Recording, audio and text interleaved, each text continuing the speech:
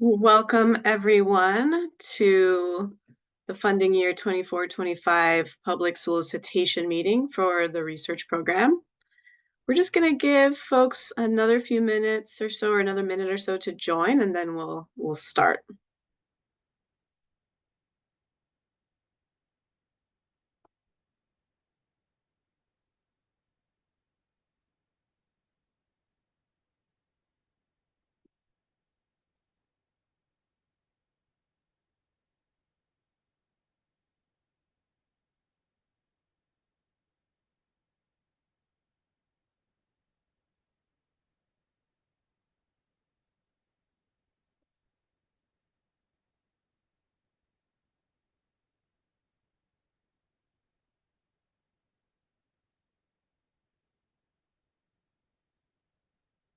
Okay, I'm going to share my screen and then I'll kick us off in a moment here.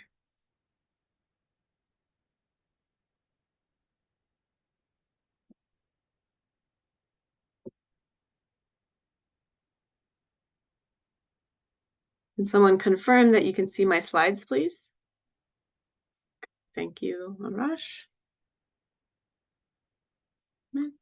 All right, everyone.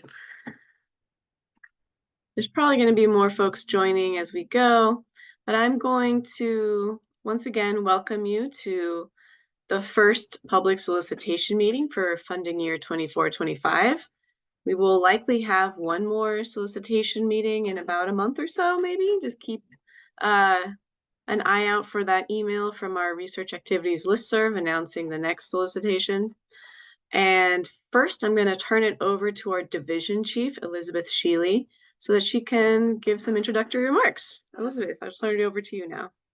Thanks, Sonia. And I just wanted to welcome everybody, and thank you for joining this meeting.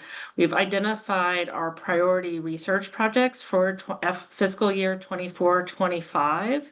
And as you all know, the research program informs CARB's air quality and climate programs, and we want sound science to inform those programs.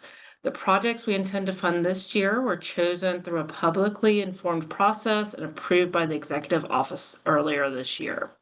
The projects cover topics related to toxics, health, the impacts of our programs, the links between climate and health, and mobile sources. We've provided several online tools to help guide you in the application process, and we'll highlight those tools throughout the meeting and post links to the chat so you can find them.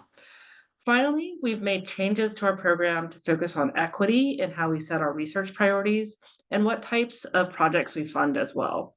More on that can be found in the triennial plan. For projects focused on equity, we highly encourage researchers to work with community organizations when community engagement is a part of the research. These efforts improve the science and lead to better outcomes for communities most impacted by air quality, climate, and transportation access issues. Really looking forward to this year's projects and to working with you on this research. And with that, I'll turn it back to Sonia. Thank you.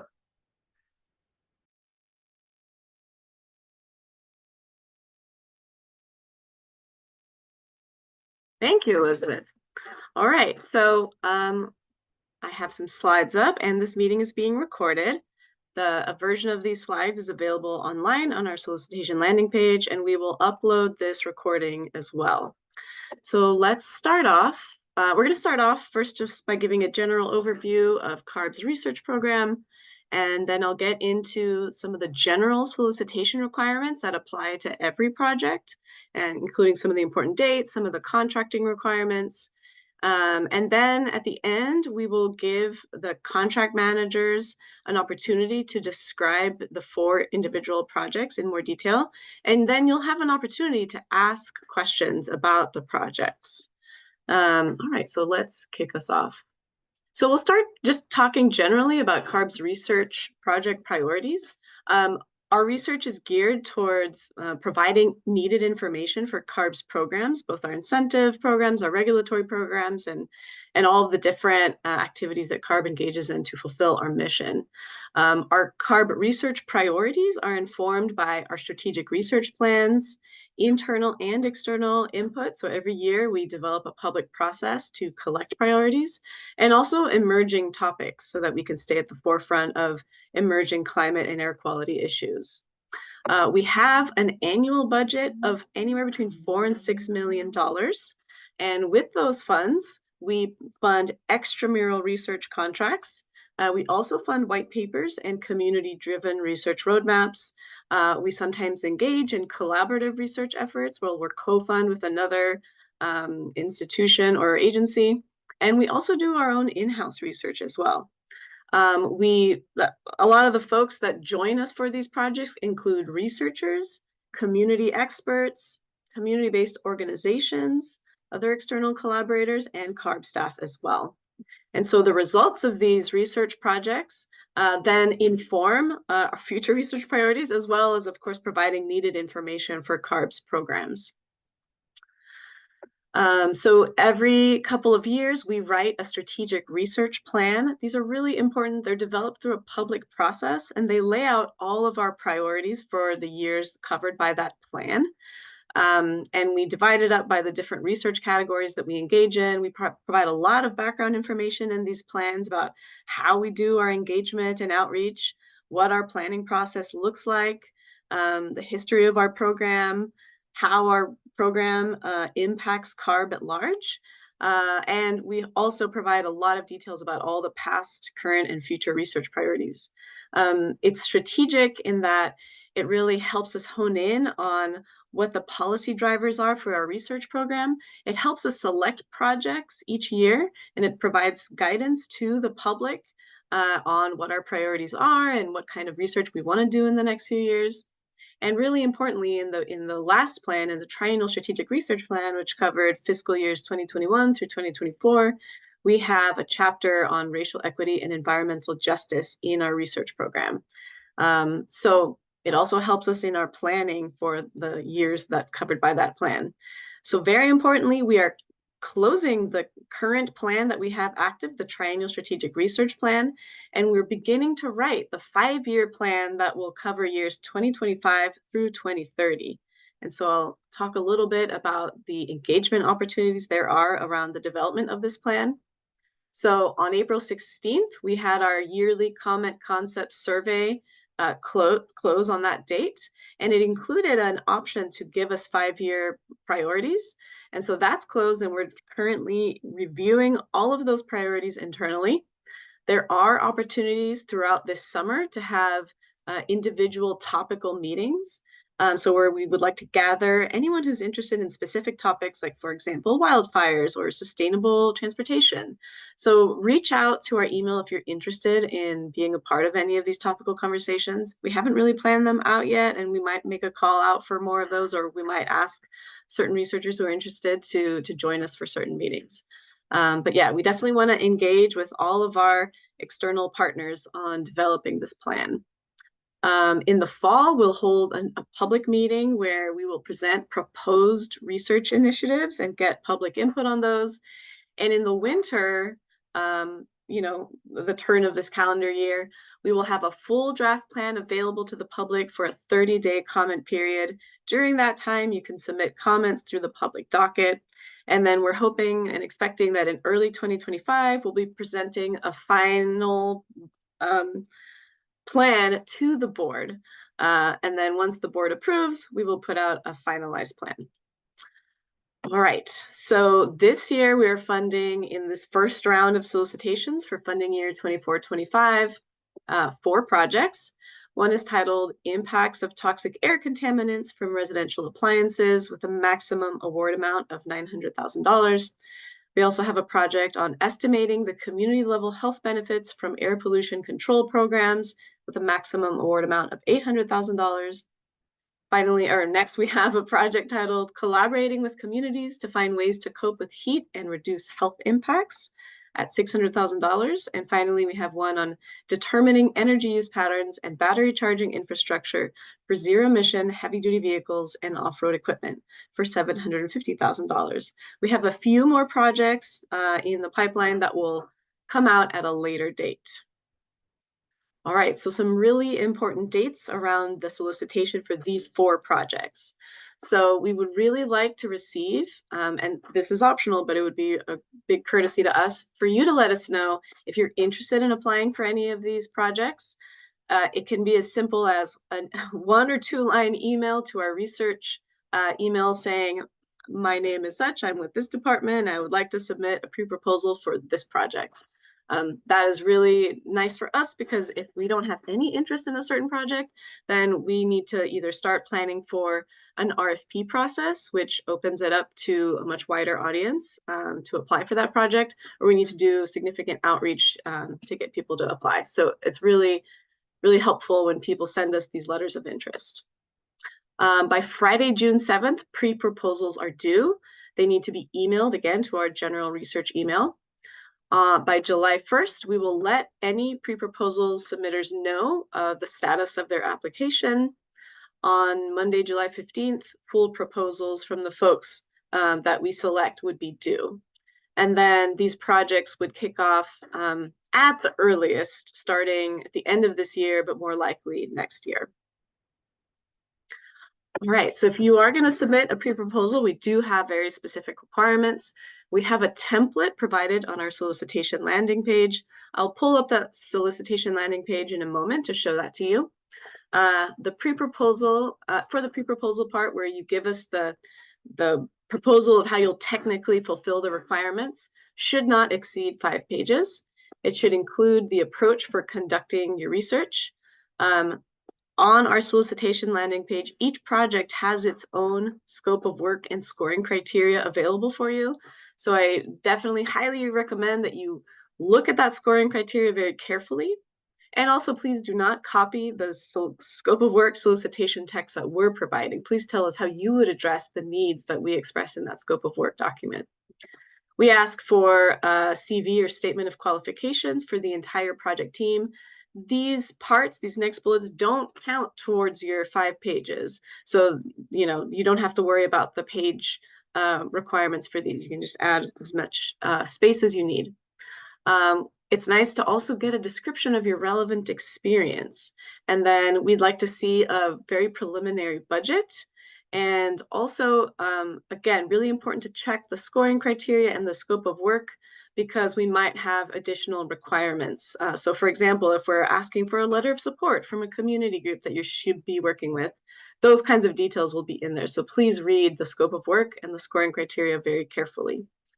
So the template includes this budget template as well. So you'll find all this information in that template. Okay, so we have a list of equity deliverables that are common to all projects. We do require that the main team members take racial equity training. It can be, for example, like the implicit bias training or similar that is very likely already offered at your institution, and this should be done within the first few months of contract execution. So of course, this only applies to people whose pre-proposals we've selected to be developed into full proposals. We ask for plain language outreach materials.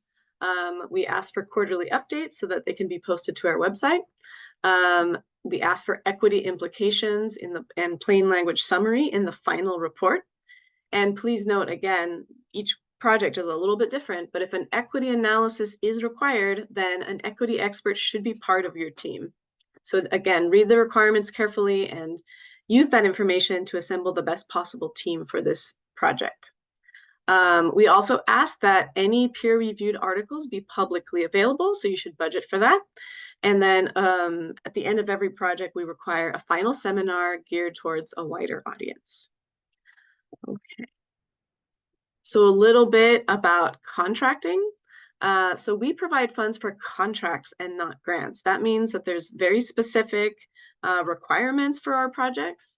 And we are required by the Health and Safety Code to first look for expertise in the UCs and CSUs. And in fact, we have an already agreed upon interagency agreement with the UCs and the CSUs. So for example, we already have a set overhead rate of 27% in these interagency agreements. We do have a frequently asked questions document on our solicitation landing page that has more details on these contracting requirements. So even though we're required to go to UCs and CSUs first, you can subcontract with anyone from other universities, private research institutions or firms, community-based organizations, etc. There are limitations on how much subcontractors can receive from the budget. So for example, typically it's 25% of the budget. It can be up to 50% if it can be demonstrated that there's no expertise within the UC and CSU and the contract requirements call for that expertise that can only be found with the subcontractor. All right, so next on contracting, this is really Sonia, important. may I jump in a little bit? Someone said their colleague is in the waiting room, then their name is linked. Is there anyone in the waiting room? You can let them in. Thank you so much, Arash. I was Right. so was going through my slides real fast and I wasn't noticing the waiting room. All right, I just let everyone in. So for those folks that were in the waiting room, I apologize that you were waiting there. This meeting is recorded, so you will be able to go back and watch the first parts of the slides. I'm giving some general information on the solicitation portion, and I'm right now talking about some of the contracting requirements. We haven't yet gotten into the details on each project. All right. So continuing on, as you're assembling your research team, it's really important to keep in mind that we have very strict advisory board transparency rules. So the board appoints people to specific advisory committees or boards. So for example, we have the AB 32 Environmental Justice Advisory Committee. We have the AB 617 Consultation Group, the Scientific Toxic Review Panel, the Research Screening Committee, and the Natural and Working Lands Expert Advisory Committee. So you cannot have a member of any of these advisory boards be officially on your contract as a signatory to the contract. And in addition, no person from any of these advisory boards should be communicating with CARB regarding CARB's decision on a contract without significant legal risk per Government Code 87104. So please keep this in mind. We do include in the pre-proposal template a little attestation showing that you are not including any of these advisory board members from any of these advisory boards on your research team. Okay, so I'm gonna quickly pull up the solicitation landing page just to show you a little bit about what that looks like. And I will put the link in the chat right now as well. So you're getting a link to our solicitation landing page. So we provide an introduction about our program, a little bit of a background, the solicitation details, so who can apply, the relevant dates and process description, resources for any prospective applicants, of course, the registration for today's meeting, more details on the current solicitation, details about the application process, and then we list each of the projects that we're presenting on today, right now. So those are all here. So for example, you can go to the scope of work and scoring criteria for the first project to get all of the requirements for that project. And if you scroll all the way down, we have that frequently asked questions for CARB research solicitations. That includes a lot of details about the contracting process and requirements. For example, it has more details about that advisory board requirement.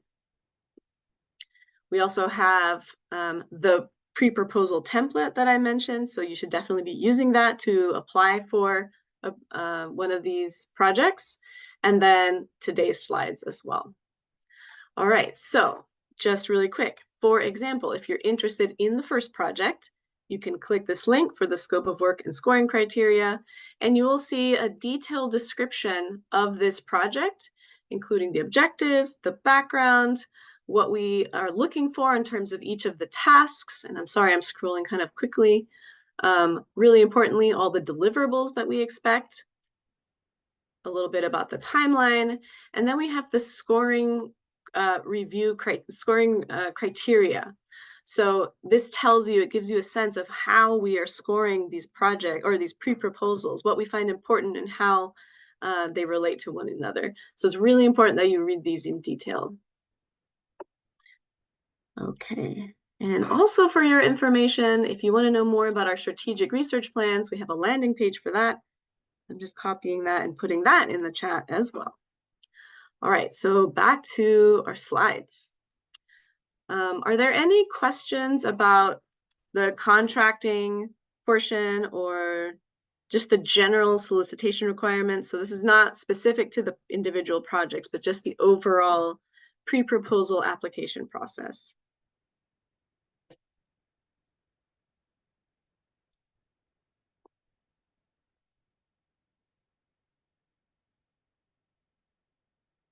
I see a question from Irva. Go ahead, you can unmute. Oh shoot, now I forgot my question. It's so embarrassing. No, that's okay. You can also put it in the chat or just raise your hand later. Come back. Yeah, it'll come back to me. I can put it in the chat later. Okay. Or the Q&A or the chat? Which should it go into? Just the chat is fine. Yeah. Okay. Any other questions about the general pre-proposal requirements? I'll take us back really quick. I just remembered what my question was. Oh, please go ahead. Which was, do we need to name all of, I mean, I'm sure this is in the instructions, but do we need to name all of the co-investigators in the pre-proposal, or might there be, sometimes you realize maybe, I don't even know if you give feedback to the pre-proposal, but would there be an opportunity to add people from between the pre-proposal and full proposal if we were accepted to submit? Yes. So I would say it's ideal if you have people identified and you provide their CVs and what they bring to the project, etc. If you haven't identified every team member, that's totally fine to add people if your pre-proposal is chosen to move forward with. Yeah. Great, thank you. Yeah, and for example, sometimes it happens that we'll choose a pre-proposal as the front runner and we'll provide comments and say, hey, your pre-proposal is good, but it looks like you have a gap in expertise on your team, and so we'll recommend that you find an additional person. So that is a potential situation as well. Any other questions about the pre-proposal requirements or the contracting rules? And again, the frequently asked questions document available on our solicitation landing pages is very helpful. All right, with that, I'm going to turn it over to Zoe to go over the first project. And there's a decent amount of people here. I think what we'll do is we'll go through all the slides and we'll let people ask questions at the end. So let's hold questions till the end. And you can also put questions in the chat and I'll get through those questions as well. Or sometimes the contract managers can answer them as we progress through the slides. So Zoe, I'll turn it over to you now. Thank you, Sonia. And hi, everyone. My name is Zoe Zhang. So the first project we're going to describe is to investigate toxic air contaminants from residential fossil fuel appliances, such as space and water heaters and stoves. These appliances have been found to emit a wide range of air pollutions, either through fuel leakage or as combustion byproducts. These include criteria air pollutants, GHGs, and toxic air contaminants such as formaldehyde and benzene, and have been linked to various acute and chronic health effects. In alignment with the 2022 scoping plan for achieving carbon neutrality, CARB is in the process of developing and proposing zero-emission GHG standards for new space and water heaters sold in California. This standard will also significantly reduce other air pollutants from those appliances, including toxic air contaminants.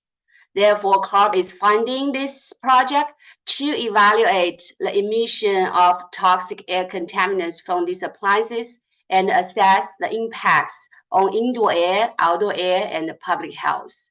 So the research team will need to collect air samples in fuel leakage and combustion exhaust for these appliances, analyze the composition and concentration of key toxic air contaminants in these samples, and determine their emission rates. Therefore, the research team will need to characterize the impacts of such emission on indoor and outdoor air quality and estimate the associated health impacts. In addition, the research team should evaluate the exposure and health impact disparity attributed to toxic air contaminants emission from those appliances. If you need any further information regarding this project, please feel free to email me at the email address shown on this screen. Thank you.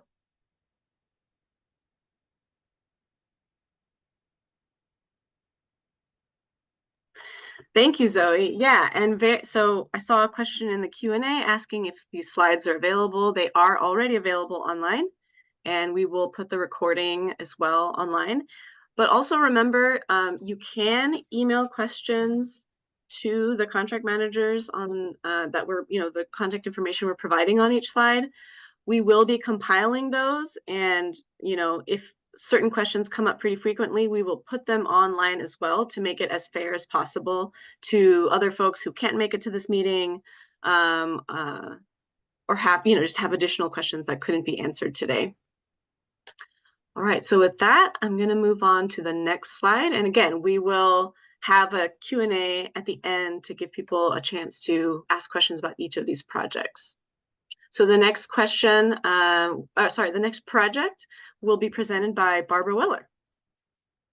So hi, I'm Barbara Weller, and I'm the supervisor for Dr. Fin-Chao Su, who will be back next week, so you can still email your questions to Dr. Su.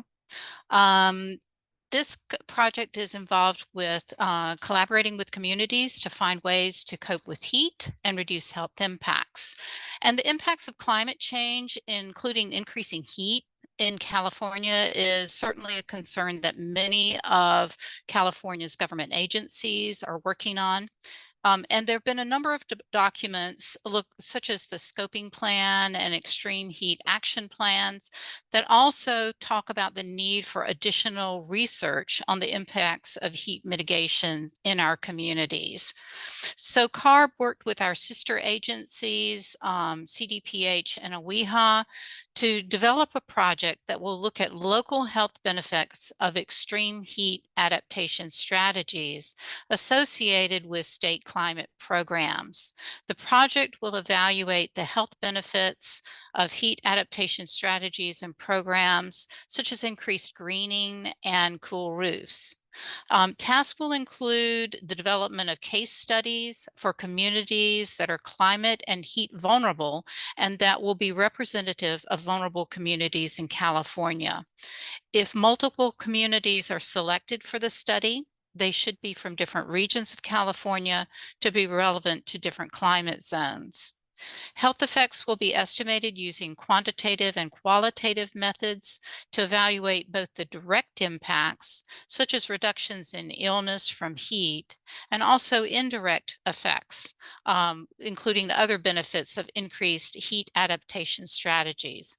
An example of these other benefits would be the increase in walkability of communities with increased greenness, and the health benefit that this increased walkability would provide for the communities. The project is going to use a community collaborative approach and ground truthing efforts. So it's very important to have an investigator that has developed a long-term relationship with their community partners. The community partners will be involved in all aspects of the project and will be important in the ground truthing efforts. Community partners will help in the review of the data used and in the evaluation of the local health impacts, and will also help to see if there are gaps in information. So this will provide the community perspective on the heat adaptation strategies and their benefits. We anticipate that this project is going to help CARB understand how heat adaptation strategies improve community health and help to increase resilience to climate change impacts in our communities. Great, thank you, Barbara. So this is one of those projects that has equity requirements beyond the minimum ones that we already presented on. So do please read the scope of work and scoring criteria very carefully to, reiterate some of what Barbara said in terms of the desired outcomes and requirements. Okay, we're going to move on to the next project. And also, before I move on to the next one, feel free to introduce yourself in the chat if you'd like. And especially if you're looking for partnerships, we can take advantage of the chat to potentially make connections with other researchers. So if you are interested in a project and you're looking for partners, if you'd like, you can put that in the chat. So we're going to move on to the next project, and this one's going to be presented by Arash or Heyun. Me. Go ahead, Arash. Thanks, Sonia. So hey everyone, I'm Arash Mohe from Health Branch at Research Division, and today I'm going to talk about this project that we are soliciting for. As you know, CARB uses incidence per ton or IPT methodology for assessing health impacts of its air pollution control programs. This methodology provides regional benefits of our programs, but we are also interested in community level of health impact, which is the rationale for this project. The objective of this project is improving CARB's health analysis method to account for impacts in overburdened communities through utilization of exposure assessment methods and health estimates at higher spatial resolution, as well as community characteristic information. The project looks at the health impacts from multiple components. The first component that we are looking at is the exposure disparity. We are going to utilize air quality modeling to investigate exposure disparity between communities. And we are also going to look at ground truthing for quality control of the exposure data that we created in this component. For this purpose, we're going to ask the PIs to create a technical advisory group that includes community experts that can provide consultation for the ground truthing, as well as providing scientific review for the other components of the project. For the second component, we are going to look at the baseline disease rates, and we want to estimate baseline disease rate at a local level using statistical models such as small area estimation. And then for the last component, we would like to look at the factors that go beyond the baseline disease rate and affect one's vulnerability to air pollution. So we want the PIs to investigate the role of socioeconomic and community factors in modifying the health impacts of air pollution.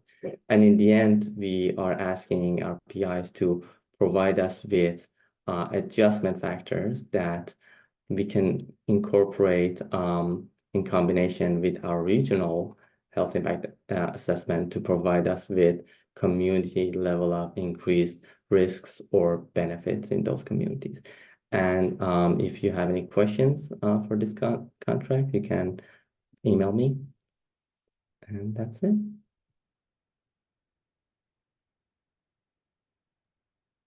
Great, thank you, Arash. All right, so we have one final project to present, and I'm going to turn it over to George to present on this one, and then we will be opening it up to questions for everyone to ask about any of the projects. Thank you, Sonia. Hi, my name is George Saliba. I'm staff with the research division at CARB, and this project is about determining the energy use patterns and battery charging infrastructure for zero-emission heavy-duty vehicles and off-road equipment. The transportation sector accounts for more than 40% of total greenhouse gas emission in California and is a major contributor to nitrogen oxides and particulate matter emissions. Particularly heavy-duty vehicles contribute a disproportionate share of NOx emissions. In order to meet national ambient air quality standards for ozone and particulate matter, it's therefore critical to reduce NOx emissions from heavy-duty vehicles and off-road equipment. It is therefore critical to transition on-road and off-road heavy-duty vehicles to zero-emission technology, but we still have limited data regarding real-world activity and energy consumption data of zero-emission heavy-duty vehicles. So the objective of this project would be to characterize zero-emission vehicle, real-world activity, energy consumption, charging needs and patterns, air quality co-benefits, and pollution burden equity due to lower greenhouse gas and pollution emission with the adoption of zero emission vehicles. We have 3 desired outcomes. The first would be to evaluate emission reduction and other co-benefits that are associated with zero emission vehicle adoption and equity in zero emission vehicle transition and charging accessibility inside and around disadvantaged communities.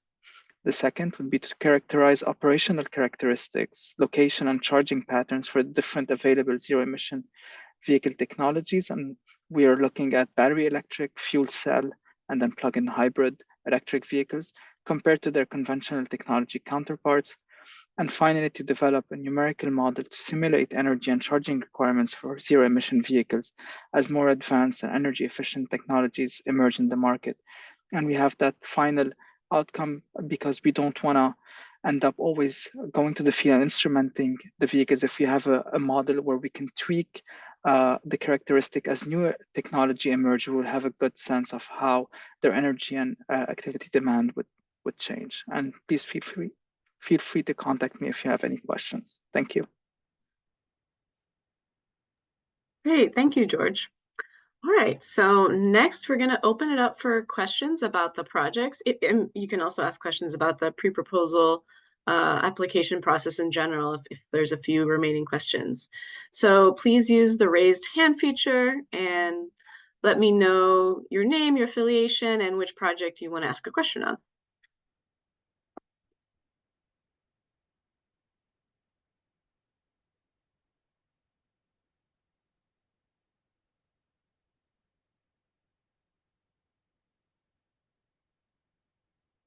Don't see any in the chat.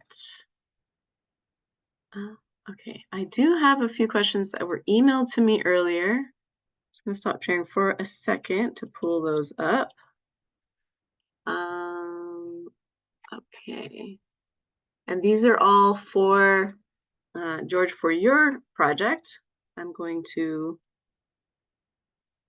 put these questions in the chat and I'll read them out loud as well so that you can help answer them. So the first question for your project, George, is for task 2A, it states, instrumenting battery electric and fuel cell vehicles and equipment shall be prioritized before considering instrumenting plug-in hybrid. So the question is it acceptable to not have plug-in hybrid vehicles equipment at all if we find enough battery electric and fuel cell vehicles and equipment? Thank you, Sonia. So for this question, we believe that it's still important to instrument plug-in hybrid because these are going to be part of the transition as part of the advanced clean truck and advanced clean fleet regulation. Plug-in hybrid are near zero emission vehicles, and so they're going to be on the road. And so we do want to understand their emission, even though we are going to prioritize fuel cell and battery electric vehicle, we still want to test a few plug-in hybrids. Okay, great.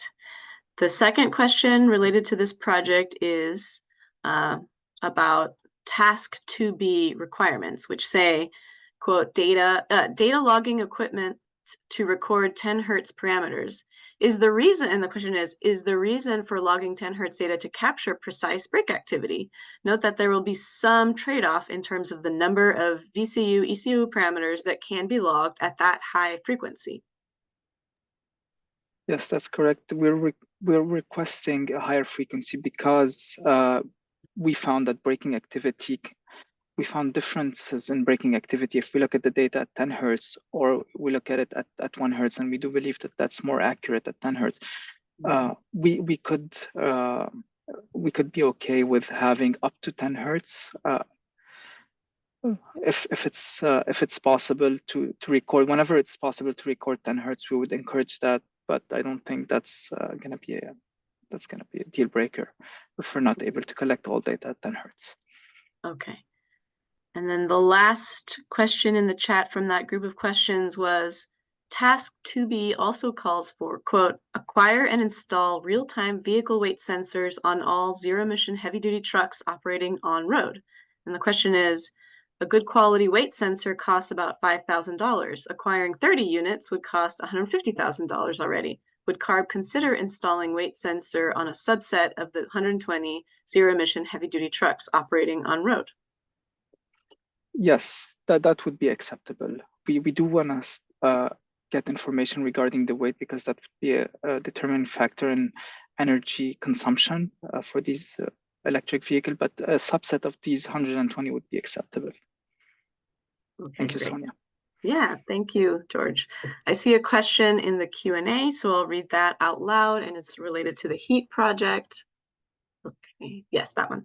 So the question is, could you clarify your comment about multiple sites for the heat stress coping project? Would this change the budget for each site? And could one applicant propose more than one site to represent different California regions and climates?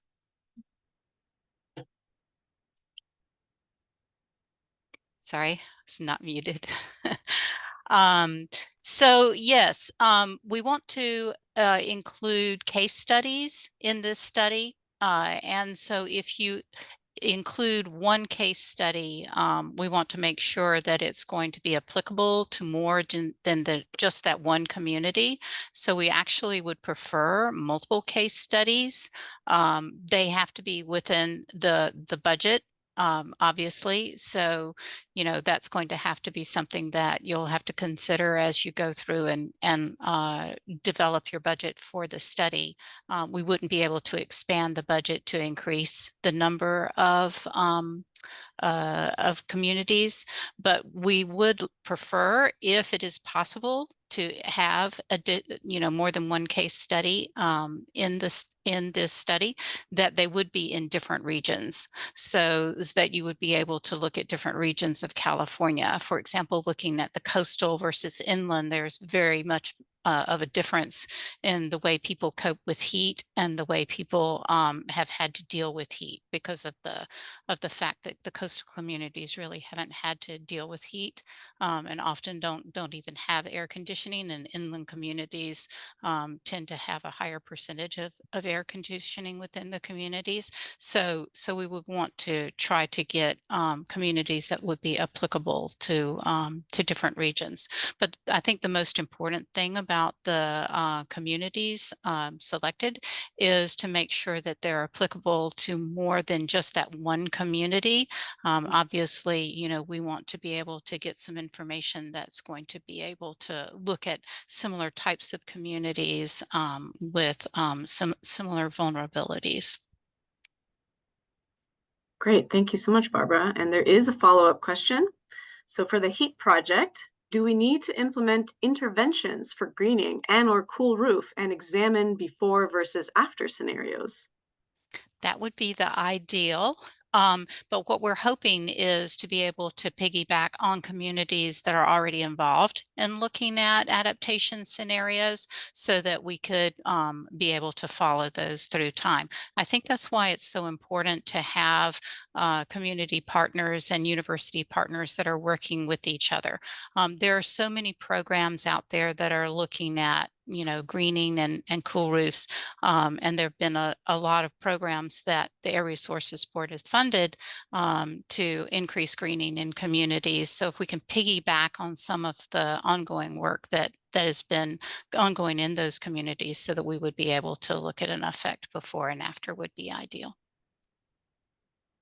Great, thank you so much, Barbara. All right, we have a question on the community level health benefits project. So on that project, the question from Ling in the chat is regarding the first desired outcomes using AQM to investigate exposure disparities between communities. Is CARB looking for analysis under different emission control scenarios, or apply CMAQ modeling to look at historical or current exposure disparities, as it is asked for ground truthing of exposure data? So that question is in the chat. So Arash or Heyun, if you can please answer that question, that would be really helpful. Sure. I can answer that. So for that component, we are looking at air quality modeling, such as CMAQ, but we are not interested in historical. We want them to be associated with emission changes similar to CARB's air pollution control programs that we have in the future. So a very good candidates would be some of our mobile source emissions, which we do have many regulations on. So a scenario that is based on emission changes in the future that is investigated using air quality models such as CMAQ. That would be the answer. Great. Thank you, Arash. And thank you, Ling, for your question. Are there any other questions? I don't see anything new in the chat. Oh, I see Jia-Chen. Go ahead. I see your hand. You can unmute. Hi, I'm Jia-Chen from the University of Southern California, and I wanted to follow up on Ling's question. It sounds like you're interested in the future or regulations that are in place and being implemented. So is there any are you interested in primarily mobile sources or also like the residential sector as well, or as the research team, are we supposed to address multiple future regulations, or we pick one or two as a case study? Is there a preference for that? Thanks. So we are mostly interested in mobile sources because we have many regulations on that, but we also do have regulations on stationary sources such as buildings and others. For this proposal, I think based on the budget, we were preferring mobile sources, but adding other scenarios such as, stationary area sources would, I think, make your proposal more competitive. Gotcha. Yeah, and even for mobile sources, there are like cars, trucks, different regulations. So it sounds like you're going to leave it up to the research team to propose what regulations will be included in the scenario analysis. Right, there's a little bit of flexibility there, but we don't want any specific regulations. We prefer a hypothetical set of scenarios, but we want them to be in line with our air pollution control programs in the future. I see. Thank you. Yeah, again, thank you for asking the question, but I would say we didn't specify specific regulation in this proposal so that researcher can be more flexible. But during the process of the solicitation and the after the submission, I think once you're chosen, I think ARB staff and our other division folks, we will need to have some discussion about which can be the best scenario or information for us to use and for researchers to use. Got it. We are not set stone for this specific scenario per se. Got it. So CARB teams will inform the selection of scenarios after the execution of the contract. Thank you. Likely, yeah. Thank you, Jia-Chen, and for the question, and Arash and Hyun for answering. Are there any other questions about any of the projects? Don't see anything new in the chat.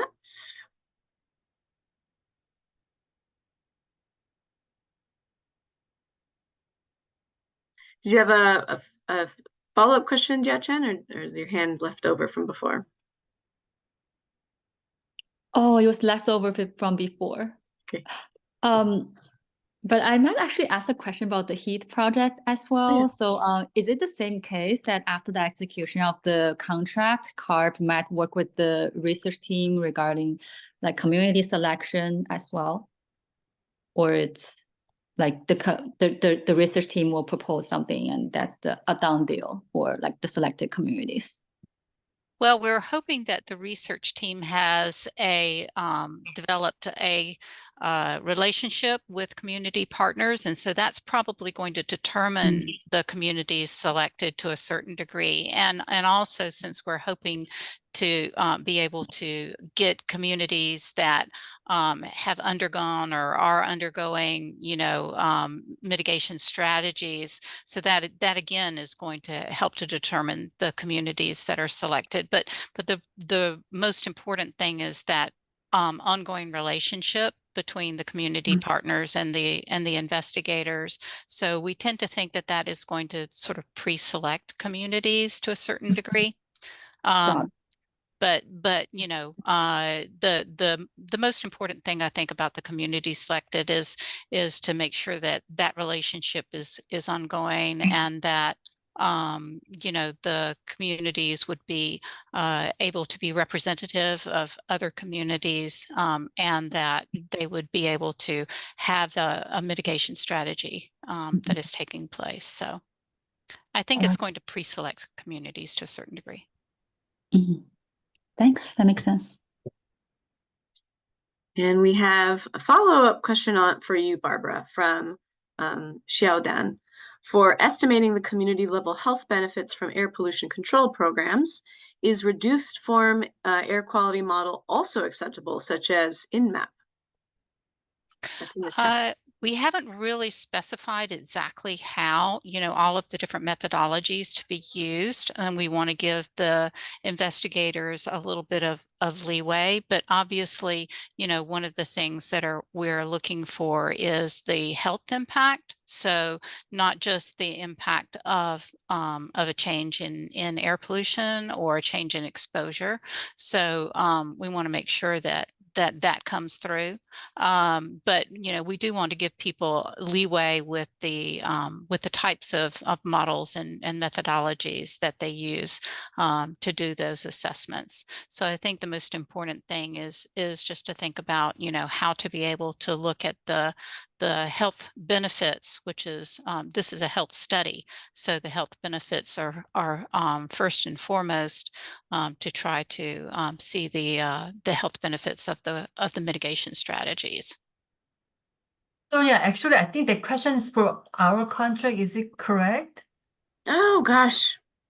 Yes, Yeah, I I'm thought sorry. that was weird, but that was okay.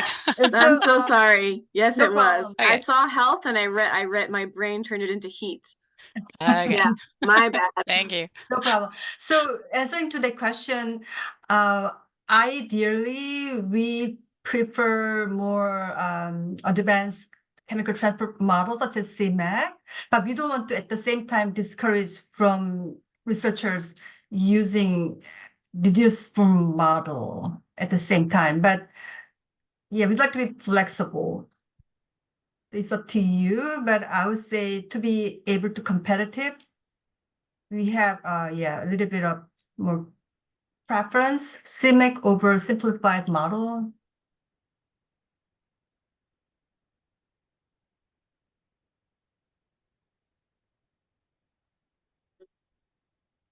Thank you for that question, Xiaodan, and both Barbara and Hayun for answering and for clearing that up for me. Thank you. All right, are there any other questions? We'll give you a minute to think here.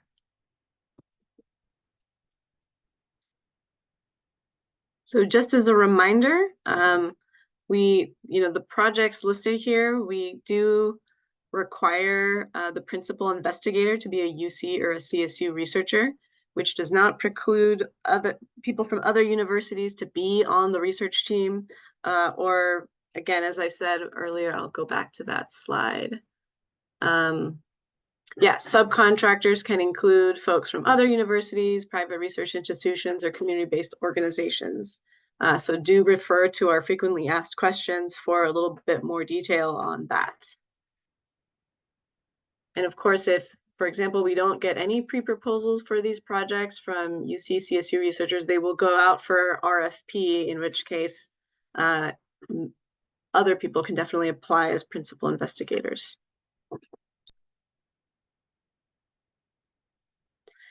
Any other questions about any of these projects? Just as a reminder, earlier in the chat, I provided a link to the solicitation landing page, which has the frequently asked questions, the pre-proposal template, the slides for this, the slides we're presenting here, as well as links for the detailed scope of work requirements and the scoring criteria for each of these 4 projects. In addition, a few, like maybe 2 more projects are coming out for solicitation in a month or 2. So keep an eye out for that. Hopefully you're signed up for our research activities listserv. And you can always refer back to our solicitation landing page for updates as well. I still don't see any additional hands or questions in the Q&A or the meeting chat. So again, you can also email the contract managers for these projects if you have additional questions. If we get a lot of questions that are a little bit beyond just clarifying the scope of work, we might, summarize those questions and answers and update our scope of work pages to make it fair to folks who are not able to make it to this meeting, who are not privy to the emails. We try to make the application process as fair as possible. Yeah. So now, by the way, I responded to the reduced form model question, and I tried to be a little more open, but I'm just communicating with myself and upper management. I think for this specific purpose, because we'd like to use these findings for the contract for our own the IPT methodology development. So that being said, for the local level health impact assessment, I think we need to have more advanced air quality model, such as CIMA. I think that's our preference. Okay, got it. Thank you for clarifying that. So that's in reference to Xiaodan's question, right? Okay. Yes, great. All right. Still not seeing any hands or any new questions. So with that, I will close this meeting and again, refer you to our website. We'll stop sharing. I want to thank you all for coming here and asking such detailed questions. That's really helpful hopefully for all of you and also for us. And so again, we hope that many of you will apply for these pre-proposals. And I'll go back to the dates one more time. We'd really love to hear from you. If you are intending to submit a pre-proposal, let us know. Simple 1 to 2 sentence email to our general research email by May 15th. The pre-proposals are due June 7th. Again, those are emailed to the research email. And those are the 2 near-term dates that should be very important in your mind. So just a quick reminder about the due dates. And with that, again, thank you so much for being here, and hopefully we'll be hearing from you very soon. Thank you. Bye. Thank Bye. you. Thank you.